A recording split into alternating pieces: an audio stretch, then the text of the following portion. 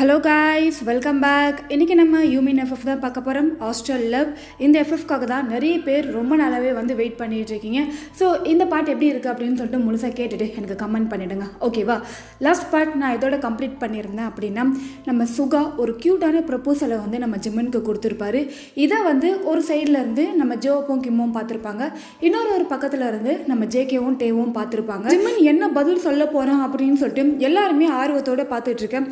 எவ்வளோ தைரியம்டா உனக்கு அப்படின்னு சொல்லிட்டு இவங்களை தவிர ஒரு வாய்ஸ் கேட்குது. யாரா அது அப்படின்ட்டு திரும்பி பார்த்தா நம்ம ஜிம்மினோட அப்பா. ஸோ நம்ம சுகாவும் ஜிம்மனும் பேசிகிட்டு இருந்தே இந்த கான்வர்சேஷன் எல்லாத்தையுமே அவரும் வந்து ஒரு சைட்லேருந்து கேட்டிருக்காரு. அவ்வளோதான், அவருக்கு செம்ம காண்டாயிடுது. ஓ, அப்போ என் பையன் சோகமாக இருந்ததுக்கு இதெல்லாம் தான் காரணமா அப்படின்னு சொல்லிட்டு வேகமாக வந்து நம்ம சுகாவோட ஷர்ட் காலரை பிடிச்சி பயங்கரமாக சண்டை போடுறாரு. இதை பார்க்குற ஜிம்மனுக்கா என்ன பண்ணுறதுனே தெரில. அப்பா விடுங்கப்பா, அப்பா ப்ளீஸ் விடுங்கப்பா, அவன் மேலே தப்பு எதுவும் இல்லைப்பா, ஏன் மேலே தான் தப்பு, நான் தான் அவனை லவ் பண்ணப்பா, அவன் என்ன லவ் பண்ணலப்பா அப்படின்னு சொல்லிட்டு இங்கே நம்ம ஜிம்மின் வந்து இப்படி எமோஷன் ஆகி பயங்கரமாக அந்த இடத்துல கத்த. இதை கேட்குற ஜிம்மினோட அப்பாவுக்கு ஒரு மாதிரி ஷாக் ஆகிடுது. என்ன ஜிம்மின் சொல்கிற, நான் உண்மையை தான்ப்பா சொல்கிறேன், நான் தான் லவ் பண்ணேன், அவனுக்காக தான் அந்த காலேஜ் போய் ஜாயின் பண்ணேன், அவன் எந்த தப்பும் பண்ணலப்பா, நான் ஏமாந்துட்டேன், அவ்வளோதான், அவன் என்ன ஏமாத்தலை, நான் தான்ப்பா ஏமாந்தேன் அப்படின்னு சொல்லிட்டு இங்கே நம்ம ஜிம்மின் வந்து முடிஞ்ச வரைக்கும் தன்னோட அப்பா வந்து சமாதானப்படுத்திட்டு இருக்காரு. ஐயோயோ, இந்த ஆள் என்னடா குறுக்க வந்து இப்படி ஒரு ட்விஸ்ட்டை கொடுக்குறானே அப்படின்னு சொல்லிட்டு வேகமாக நம்ம டே வந்து அந்த இடத்துக்கு வராரு. அங்கிள் என்னாச்சு அங்கிள் அப்படின்னு சொல்லிட்டு நம்ம டே கிட்டே வந்து நிற்க, அவ்வளோதான் ஜிம்மனோட அப்பாவுக்கு வருதே ஒரு கோவம். சர மாதிரியாக நம்ம டேவை பார்த்து நிறைய கேள்விலாம் கேட்குறாரு. இந்த விஷயம் உனக்கு தெரியுமா அப்படின்ட்டு எடுத்தோடனே ஃபர்ஸ்ட் கொஸ்டினே இதுதான் கேட்குறாரு. நம்ம டேக்கா என்ன பதில் சொல்கிறதுனே தெரியல, ஒரு மாதிரி திருன்னு முழிச்சுக்கிட்டே அமைதியாக இருக்காரு. நம்ம டேவோட ஒரு அமைதி இது வந்து நம்ம ஜிம்மனோட அப்பாவுக்கு நல்லாவே புரியுது. அப்போது உனக்கு தெரியும் இல்லை, என் பையனுடைய இந்த நிலைமைக்கு காரணம் தான்றது உனக்கு தெரிஞ்சிருக்கு, என்கிட்டேருந்து மறைச்சிட்டல டே அப்படின்னு சொல்லிட்டு நம்ம ஜிம்மனோட கையை வந்து அவர் வந்து பிடிச்சிக்கிறாரு.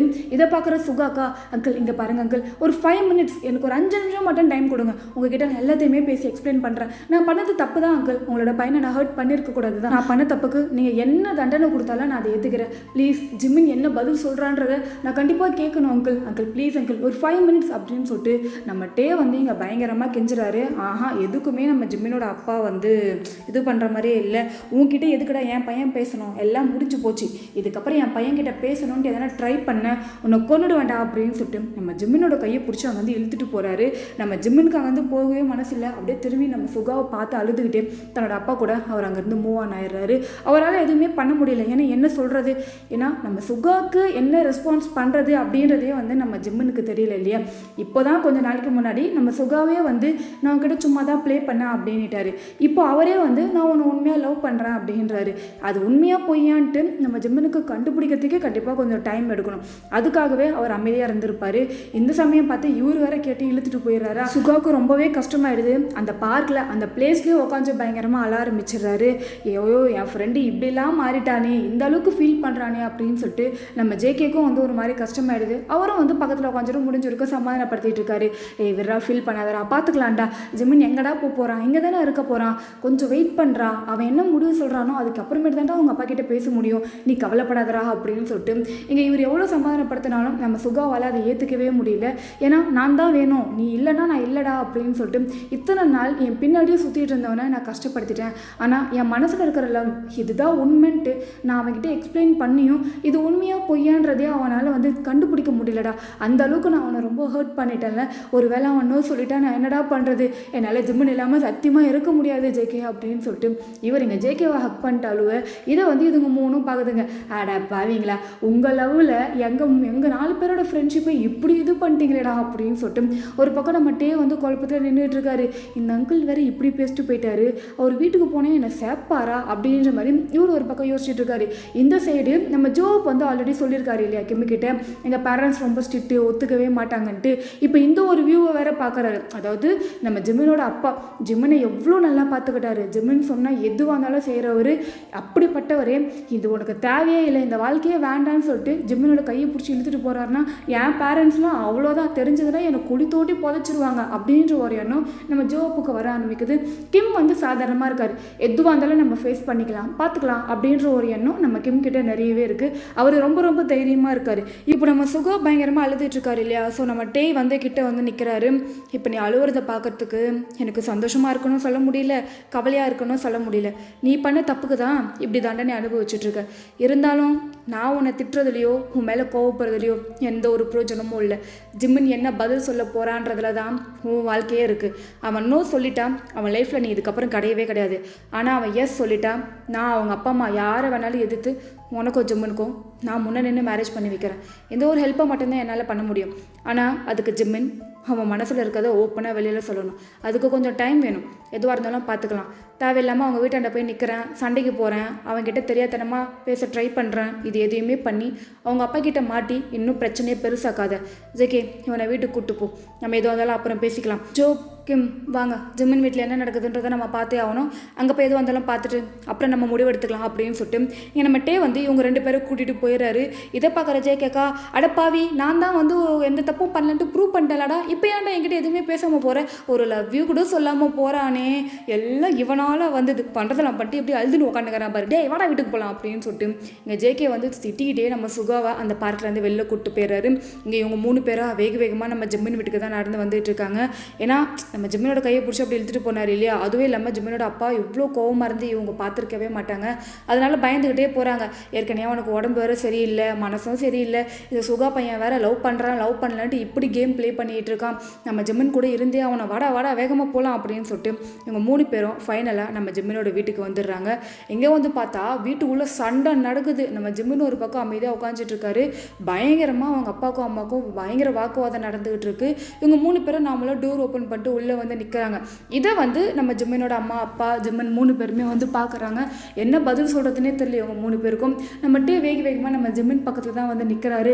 என்னடா ஓகே இல்லை, எந்த பிரச்சனையும் இல்லைல்ல அப்படின்னு சொல்லிட்டு இங்கே ஒரு நம்ம ஜிம்மன் கிட்ட பேச, வாடா நல்லவனே, உனக்காக தான்டா வெயிட் பண்ணிட்டு இருந்தேன், அப்போ என் பையன் இத்தனை வருஷமாக லவ் பண்ணிட்டு இருக்கிறது உனக்கு தெரியும் தானே அப்படின்னு சொல்லிட்டு இங்கே திரும்பி நம்ம டேவை கேட்டால், அங்கிள் தெரியும் அங்கிள், நான் உங்ககிட்ட தெரியல, நான் சொல்லலை, எந்த பதிலுமே சொல்லாமல் தானே இருந்தேன் அப்படின்னு சொல்லிட்டு இங்கே நம்ம டே பேச வர இங்கே நம்ம ஜிம்மனோட அம்மா ஒரு பக்கம் கத்துறாங்க, வாயை மூடுங்க, நீங்கள் தேவையில்லாமல் எதுக்கு குழந்தைங்களை பயமுறுத்திட்டு இருக்கீங்க, எனக்கே தெரியும்னு சொல்கிறேன்ல அப்படின்னு சொல்லிட்டு இங்கே இப்போ தான் இவங்க ஒரு பிட்டு தூக்கி போடுறாங்க. என்னது, ஜிம்மன் சின்ன வயசுலேருந்து அந்த ஒரு பையனை லவ் பண்ணிட்டு இருக்கிறது உனக்கு தெரியுமா?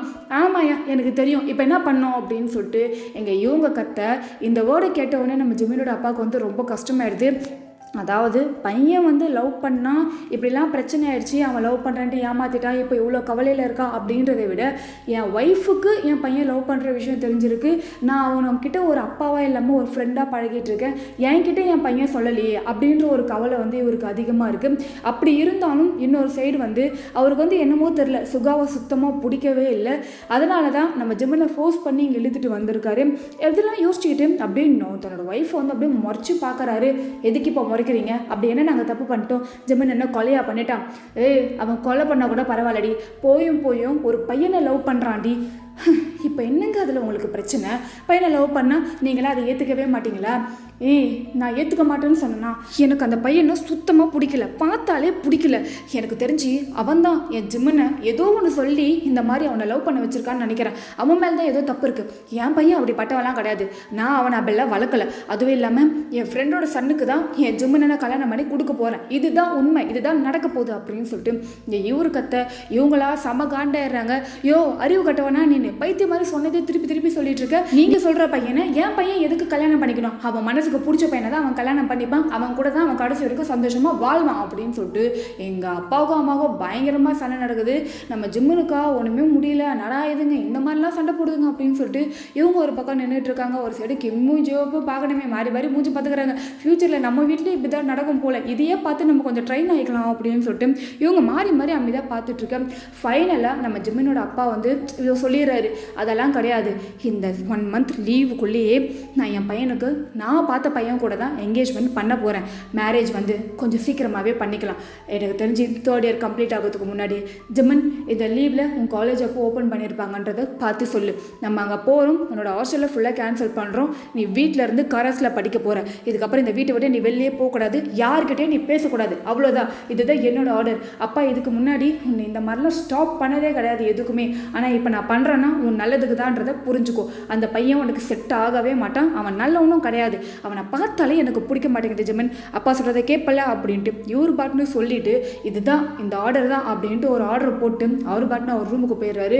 அவ்வளோதான். அதை கேட்டோடனே நம்ம ஜெமினுக்கு ரொம்ப ரொம்ப கஷ்டமாயிடுது. அடப்பா இவங்களா, அவன் இப்போ ரிட்டன் என்னை லவ் பண்ணுறேன்ட்டு வந்து சொல்கிறானே, அந்த லவ்வை கூட ஏற்றுக்க முடியாத அளவுக்கு இப்படி ஒரு சுச்சுவேஷனில் என்னை தள்ளி விட்டுட்டே கடவுளையே அப்படின்னு சொல்லிட்டு ஜெமின் கவலையில் உட்காந்துட்டு இருக்கேன். ஆனால் இதுக்கு அப்படியே ஆப்போசிட் நம்ம ஜெமினோட அம்மா, அவங்க சிம்பிளாக ஜெமின் கிட்ட வராங்க. நீ எதுக்கும் பயப்படாத சொல்லும், யாராலையும் உன்னை எதுவும் பண்ண முடியாது, உன் அப்பாவை நான் பார்த்துக்கிறேன். அந்த ஆள் இப்போ கத்திட்டு போயிருக்காருல்ல, இன்னும் 2 நாளில் பாரு என்கிட்ட செம்ம திட்டு வாங்கிட்டு உனக்கு ஏற்ற மாதிரி பேசுவார், நீ தேவையில்லாமல் எதையும் யோசிக்காத சொல்லும்.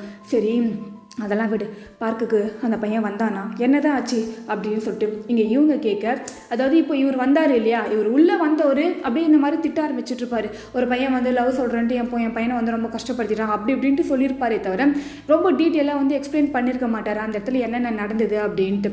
ஸோ அதை வந்து இவங்க கேட்குறாங்க. நம்ம டேவா எல்லாத்தையும் சொல்லிடுறாரு, இந்த மாதிரி சுகா வந்தால் இந்த மாதிரிலாம் பேசுகிறான், இதெல்லாம் உண்மையாக இருக்குமா ஆண்டி அப்படின்னு சொல்லிட்டு இவர் வந்து இப்படி நம்ம ஜெமினோட அம்மா கிட்ட கேட்க, எனக்கும் தெரியலையே, உண்மையாக இருந்தால் எனக்கு ரொம்ப சந்தோஷம்தான். என்ன சந்தோஷமா? அப்போது நீங்கள் சுகா ஓகேன்னா நீங்கள் ஜிம்முனுக்கு கல்யாணம் பண்ணி கொடுத்துருவீங்களா? ஆமாம், என்ன பண்ணுறது, என் பையனோட லைஃப் தான் எனக்கு முக்கியம். என் பையன் மனசில் யார் இருக்கானோ அவனுக்கு தான் என் பையனை நான் கல்யாணம் பண்ணி கொடுப்பேன். இவர் பேசுகிற மாதிரிலாம் என்னாலாம் என் பையனுக்கு கஷ்டத்தை கொடுக்க முடியாது. இங்கே பாரு ஜெமின், இதுவும் உன்னுடைய முடிவு தான்.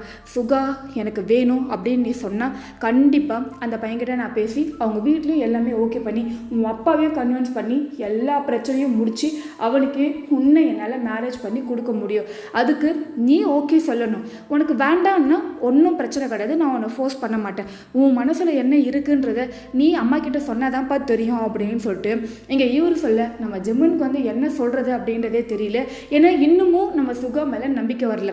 ஏன் அப்படின்னா அவர் வந்து இப்படி சொல்லிட்டாரு இல்லையா, நான் உன்னை விளையாட்டுக்கு தான் வந்து லவ் பண்ணேன், வேணும்னே தான் பண்ணேன், நான் உண்மையாக பண்ணல அப்படின்னு சொல்லிட்டு எங்கே இப்போ போய் அவர் லவ் சொன்னதுக்கு அப்புறமேட்டு ஒரு 2 to 3 டேஸ்க்கு அப்புறமேட்டு மறுபடியும் இவர் வந்து அந்த ஒரு வேர்டையே சொல்லிடுவானோ, அப்படி சொல்லி நம்மளை கஷ்டப்படுத்திடுவானோ அப்படின்ற ஒரு பயம் நம்ம ஜிம்மனுக்கு அதிகமாகவே இருக்குது. அதனாலேயே எனக்கு தெரியலம்மா, எனக்கு இன்னும் அவன் மேலே நம்பிக்கை வரல அப்படின்ற ஒரு வேர்டை வந்து அவர் சொல்லிடுறாரு. ட்ரஸ்ட் அப்படின்றது வந்து நம்ம ரிலேஷன்ஷிப்பில் வந்து ரொம்ப ரொம்ப முக்கியம். ஒரு பொண்ணாக இருந்தாலும் சரி, ஒரு பையனாக இருந்தாலும் சரி, நம்பிக்கை அப்படின்றது வந்து கண்டிப்பாக வந்து எல்லாருமே ஒருத்தருக்கு மேலே ஒருத்தர் வச்சுருக்கணும். அதுவும் 2 பேர் லவ் பண்ணுறாங்க அப்படின்னும் போது நம்பிக்கை கண்டிப்பாக இருக்கணும். அந்த இடத்துல எனக்கு உன் மேலே நம்பிக்கை இல்லை அப்படின்ட்டு நம்ம யூஸ் பண்ணிட்டோம் அப்படின்னா அந்த இடத்துல லவ்வே இல்லைன்னு அர்த்தம். அதுக்கு நம்ம இன்னும் கொஞ்சம் வெயிட் பண்ணணும். உனக்கு என் மேலே நம்பிக்கை வர வரைக்கும் நான் வெயிட் பண்ணுறேன், இல்லைன்னா எனக்கு உன் மேலே நம்பிக்கை வர வரைக்கும் நீ வெயிட் பண்ணு அப்படின்ட்டு ஓப்பனாக சொல்லிடணும். நம்பிக்கை வர வரைக்கும் நம்ம வெயிட் பண்ணி தான் ஆகணும். ஓகேவா? இதையும் நீங்களும் வந்து புரிஞ்சுக்கோங்க, சரியா? லவ் ரிலேஷன்ஷிப்பை பொறுத்த வரைக்கும் ட்ரஸ்ட்டுன்றது ரொம்ப ரொம்ப இம்பார்ட்டண்ட். ஸோ யாரும் இந்த ஒரு விஷயத்தில் வந்து தப்பு பண்ணிடாதீங்க, சரியா? அதே மாதிரி தப்பான ஒரு முடிவை வந்து உங்களோட ரிலேஷன்ஷிப்குள்ளே எடுத்துடாதீங்க, சரியா? யோசித்து எந்த ஒரு முடிவாக இருந்தாலும் எடுக்கணும். சரி, இப்போ ஸ்டோரி அப்படியே பேக் டு த ஸ்டோரி வாங்க. இப்போ இந்த மாதிரி ஒரு வேர்டை சொன்ன உடனே நம்ம ஜிம்மினோட அம்மாவா, சரி ஓகே, உன் மனசு எனக்கு புரியுது, கொஞ்ச நாள் ஆகட்டும், கொஞ்சம் வெயிட் பண்ணு, என்னால் முடிஞ்ச வரைக்கும் உன் அப்பாவை நான் ஹோல்ட் பண்ணுறேன். ஆனால் ஒரு விஷயம், உனக்கு சுகாவை விட்டால் வேறு யாரையும் பிடிக்காதுன்றது எனக்கு நல்லாவே தெரியும். ஏன்னா நினைவு தெரிஞ்ச நாள் சுகாவை நீ பார்த்ததுலேருந்து அவனை தான் நீ எல்லாமாவுமே நினச்சிட்ருக்க. உன் மனசு ஃபுல்லாக அவன் தான் இருக்கான். அவன் தப்பு பண்ணான் தான், நான் இல்லைன்னு சொல்லவே இல்லை. ஆனால் தப்பு பண்ணுறவங்களுக்கு இன்னொரு சான்ஸ் கொடுத்து தான் பாரேன். எனக்காக, அம்மாக்காக கொஞ்ச நாள் யோசி, அதுக்கப்புறமேட்டு நம்ம மற்றதெல்லாம் பார்த்துக்கலாம். கூடவே இருந்து பார்த்துக்கோ அப்படின்னு சொல்லிட்டு அவங்களும் வந்து அப்படியே ரூம்குள்ளே போயிடுறாங்க. இங்கே நம்ம இவங்க எல்லாரும் அப்படியே கூப்பிட்டு போயிட்டு நம்ம ஜிம்மினை ரூமில் விட்டுட்டு கொஞ்சம் நேரம் உட்காந்து பேசிகிட்டு இருக்காங்க. அதாவது என்னென்னா, இப்போ இவங்க 4 பேருமே யோசிக்கிற ஒரே விஷயம், இந்த சுகா பையன் உண்மையிலேயே திருந்துட்டானா இல்லை புதுசாக எதனா கேம் ப்ளே பண்ணுறானா, ஒன்றுமே புரியலையே அப்படின்னு சொல்லிட்டு நம்ம ஜிம்மின் உட்பட எல்லாருமே உட்காந்து யோசிச்சுட்டு இருக்காங்க. ஸோ கொஞ்சம் அப்படியே டைம் வந்து பாஸ் ஆகுது. இங்கே நம்ம ஜோப்புக்கு வீட்டிலேருந்து கால் வந்துருச்சு, இன்னும் எப்போ தான் வீட்டுக்கு வருவா அப்படின்ட்டு. இதோ கிளம்பிட்டோமா, அதோ நான் வரேன் அப்படின்னு சொல்லிட்டு, சரி ஜிம்மன், நான் நாளைக்கு வரேன் உன்னை பார்க்குறதுக்கு, எதையும் யோசிக்காத, நல்லா சாப்பிட்டு படுத்து தூங்கு, ஃபர்ஸ்ட் உடம்பு சரியாகட்டும், அதுக்கப்புறம் மற்றதெல்லாம் பார்த்துக்கலாம் அப்படின்னு சொல்லிட்டு இவர் கிளம்ப, நம்ம கிம்மா நான் வந்து ட்ராப் பண்ணுறேன் இரு, நீயும் வரியா? நானும் வரேன்டா, எனக்கும் டைம் ஆகிடுச்சு. ஜிம்மன் நல்லா தூங்கு, வீட்டில் எது நடந்தாலும் வாயை திறக்காத, எதை பற்றியும் இப்போதைக்கு யோசிக்காத, எதுவும் வந்தாலும் இன்னொரு நாள் பார்த்துக்கலாம், நான் மார்னிங் ஃபோன் பண்ணிட்டு உனக்கு நான் வரேன், நம்ம மீட் பண்ணலாம் அப்படின்னு சொல்லிட்டு இவங்க 3 பேரும் அங்கேருந்து கிளம்புறாங்க. கீழே வந்து பார்த்தா நம்ம ஜிம்மனோட அம்மா இருக்காங்க. என்னப்பா கிளம்புறீங்க? ஃபுட்டுலாம் ரெடி பண்ணியிருக்கப்பா.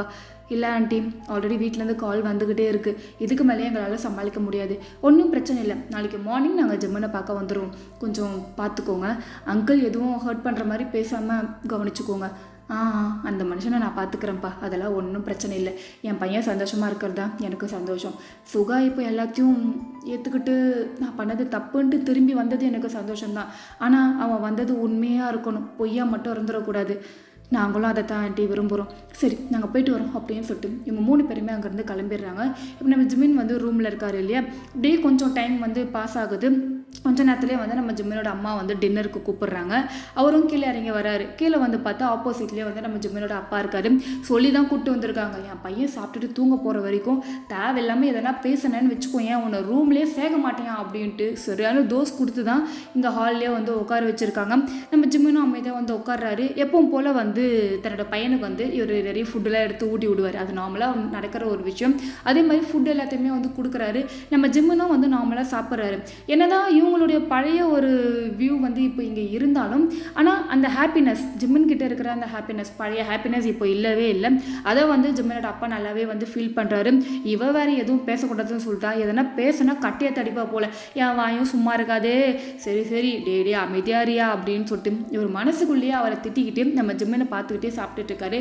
நம்ம ஜிம்மனை ஒரு சைடு எல்லாத்தையும் எடுத்து சாப்பிட்டுட்டு, சரிம்மா எனக்கு போதும், வயிறு ஃபுல்லாகிடுச்சு.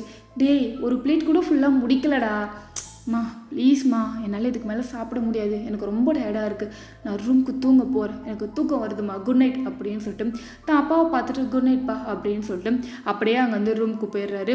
இதை பார்க்கறதுக்கு இவங்க 2 பேருக்குமே கஷ்டமாக தான் இருக்குது. எப்படி இருந்த பையன் இப்படி இருக்கானே அப்படின்னு சொல்லிட்டு 2 பேருமே யோசிக்கிறாங்க. அதாவது ஜிம்மினோட அம்மா வந்து என் பையன் பழைய மாதிரி மாறிடணும், சுகாவையும் ஒன்று சேர்ந்துடணும் அப்படின்ட்டு இவங்க நினைக்கிறாங்க. ஆனால் அவர் என்ன நினைக்கிறாருன்னா, என் பையனோட இந்த நிலைமைக்கு காரணமே அவன்தான், அவனால தான் என் வீட்டில் இப்போ நிம்மதின்றதே இல்லாமல் இருக்குது. என் பையன் இவ்வளோ சோகமாக சுற்றிக்கிட்டு இருக்கான், என்ன ஆனாலும் சரி அவனுக்கு என் பையனை நான் கொடுக்கவே மாட்டேன் அப்படின்ட்டு இவர் இங்கே மனசுலேயே இப்படி ஒரு கோட்டையை கட்டிட்டு எனக்கும் போதும் அப்படின்னு சொல்லிட்டு ஒரு மாதிரி மூஞ்சி காமிச்சிட்டு அவர் ரூமுக்கு போயிடுறாரு.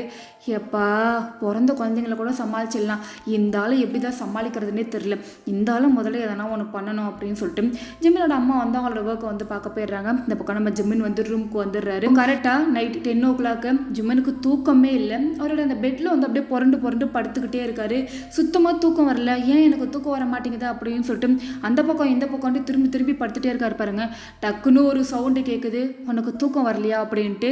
இவருக்கா பக்குன்னு எடுத்து, என்னடா ரூம்குள்ளே நம்மளை தவிர யாரோ பேசுகிற சவுண்டு கேட்குது அப்படின்னு சொல்லிட்டு வேகமாக வந்து எழுந்திருக்கிறாரு. எழுந்திரிச்சு பக்கத்துலேயே, அதாவது அந்த பெட் பக்கத்துலேயே வந்து இந்த சின்ன லைட் இருக்கும் பார்த்தீங்களா, ஸோ அந்த லைட்டை வந்து ஆன் பண்ணலாம் அப்படின்னு சொல்லிட்டு அவரோட கை அந்த லைட் கிட்ட போது கரெக்டாக நம்ம ஜிம்மனோட கையை வந்து யாரோ பிடிக்கிறாங்க. யாரா நீ அப்படின்னு சொல்லிட்டு நம்ம ஜிம்மன் வந்து பயந்துகிட்டே கேட்க கரெக்டாக நம்ம சுகா வந்து அந்த லைட்டோட ஸ்விட்சை வந்து ஆன் பண்ணுறாரு. அந்த ரூமில் வந்து லைட்டான டிம், அந்த ஒரு பவர் லைட் தான் அது. அது ஆன் ஆன உடனே நம்ம சுகாவோட ஃபேஸ் அந்த இடத்துல ரிவீல் ஆகுது. இதை பார்த்த நம்ம ஜிம்மனுக்கா ஒரே ஷாக்கு.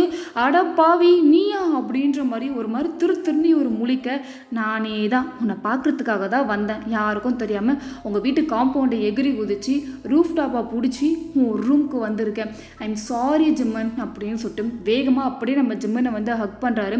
நம்ம ஜிம்மனுக்கு வந்து அந்த ஹக்கை பிரேக் பண்ணவும் தோணலை, அதே மாதிரி நம்ம சுகாவை வந்து பேக் ஹக் பண்ணவும் தோணலை. ஒரு மாதிரி செம்ம ஸ்டன்னாக வந்து இருக்காரு. ஏன்னா ரூம்குள்ளே சுகா பக்கத்தில், அதுவும் நம்ம ஜிம்மினோட பெட்டில் இருக்காரு.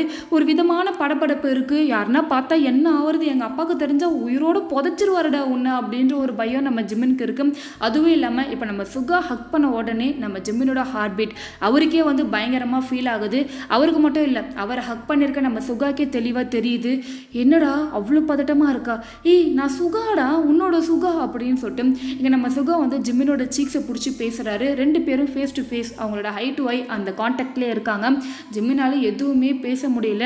ஜிம்மின் எதனா பேசுகிறா, நீ எதனா சொன்னாதானடா எனக்கு தெரியும், நீ வாயை திறந்து உன் மனசில் இருக்கிறத சொன்னாதானடா என்னால் எதுவாக இருந்தாலும் உனக்கு பதில் சொல்ல முடியும். நீ பிடிக்கலன்னு சொன்னால் நான் உன்னை கன்வின்ஸ் பண்ண ட்ரை பண்ணுவேன், பிடிச்சிருக்குன்னு சொன்னால் உன் கூட சேர்ந்து உன்னை இன்னும் அதிகமாக லவ் பண்ண பண்ண ட்ரை பண்ணுவேன். எந்த பதிலுமே சொல்லாமல் நீ அமைதியாக இருந்தால் நான் என்னடா பண்ணுறது? நான் பண்ணது தப்பு தான். இப்போ கூட சொல்கிறேன், நான் பண்ணது பெரிய தப்பு. என்னை நீ கொன்று கூட போடலாம். அந்த அளவுக்கு நான் பெரிய தப்பு பண்ணியிருக்கேன். உன் காலில் விழணுமா? உன் அப்பா கிட்ட மன்னிப்பு கேட்கணுமா? உன் அப்பா அம்மா கிட்ட நான் பேசணுமா? எதுவாக இருந்தாலும் நான் பண்ண தயாராக இருக்கேன். ஆனால் என்னை ஏன்டா இந்த மாதிரி எந்த ஒரு பதிலுமே சொல்லாமல் ஹர்ட் பண்ணுற? எனக்கு ரொம்ப கஷ்டமாக இருக்குது ஜிம்மன். என்னை வேணால் 4 அடி அடிச்சிரு, எவ்வளோ வேணாலும் அடிச்சிரு. நான் உனக்கு எதுவும் சொல்ல மாட்டேன். எதுக்கட என்னை அடிக்கிறேன்னு ஒரு வார்த்தை திருப்பி கூட கேட்க மாட்டேன். உனக்கு என்னை கொல்லணும்னு தோணுதா? கொன்னுடு. இந்த உன் பக்கத்தில் தானே இருக்க, என் கழுத்தை நெரிச்சு கொன்னுடு. இல்லையா கத்தி எடுத்துட்டு வந்து குத்தி எனக்கு கொன்னுடு. ஆனால் பேசாமல் என்னை கொல்லாதரா ப்ளீஸ் ஜிம்மன். வாயை திறந்து பேசு ஜிம்மன். உனக்கு என்னை பிடிக்கும் தானே? உனக்கு என்னை எவ்வளோ பிடிக்குன்றது எனக்கு இப்போ தாண்டா புரியுது. நான் பண்ணது எவ்வளோ பெரிய தப்பு தெரியுமா? நீ ஏன்டா என்கிட்ட ஆரம்பத்திலேயே சொல்லலை? நான் உன்னை இத்தனை வருஷமாக உன்னை லவ் பண்ணிட்டு இருக்கேன். உனக்காக தான் இந்த காலேஜ் வந்து ஜாயின் பண்ணிட்டு என்கிட்ட ஏன் நான் சொல்லலை அப்படின்னுட்டு நம்ம சுகா வந்து அழுதுகிட்டே நம்ம ஜிம்மன் கிட்ட பேசிகிட்டு இருக்காரு. ஓகே கைஸ், இதோட இந்த பார்ட் முடிச்சிடுறேன். நெக்ஸ்ட் பார்ட் சீக்கிரமாக பார்க்கலாம். Tata, bye bye.